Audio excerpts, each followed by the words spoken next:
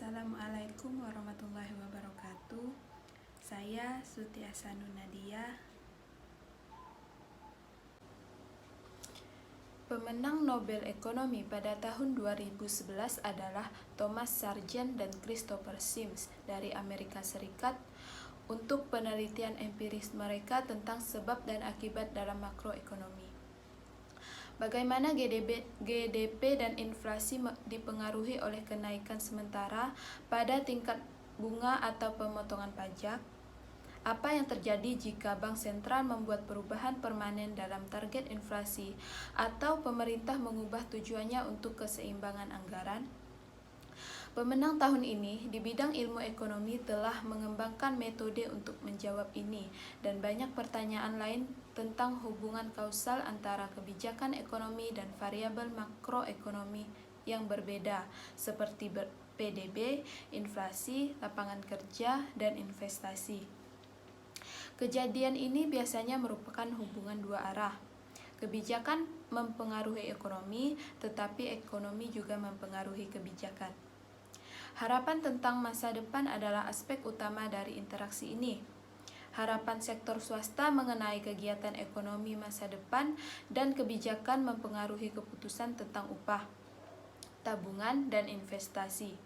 Secara bersamaan, keputusan kebijakan ekonomi dipengaruhi oleh ekspektasi tentang perkembangan sektor swasta. Metode pemenang dapat diterapkan untuk mengidentifikasi hubungan kausal ini dan menjelaskan peran ekspektasi.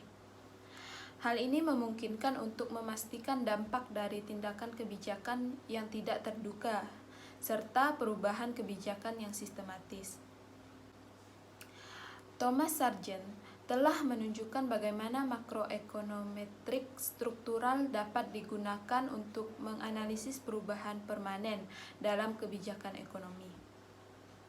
Metode ini dapat diterapkan untuk mempelajari hubungan makroekonomi ketika rumah tangga dan perusahaan menyesuaikan ekspektasi mereka secara bersamaan dengan perkembangan ekonomi.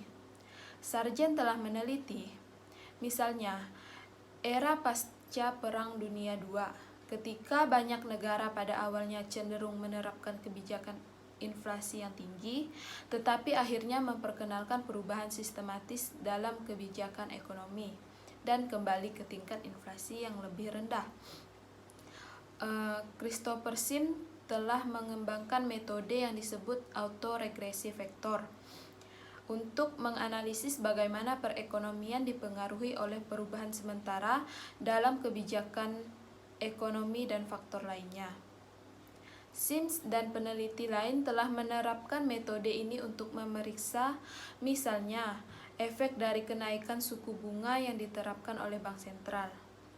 Biasanya dibutuhkan waktu 1 atau 2 tahun untuk tingkat inflasi menurun, sedangkan pertumbuhan ekonomi menurun secara bertahap dalam jangka pendek dan tidak kembali ke perkembangan normalnya sampai setelah beberapa tahun.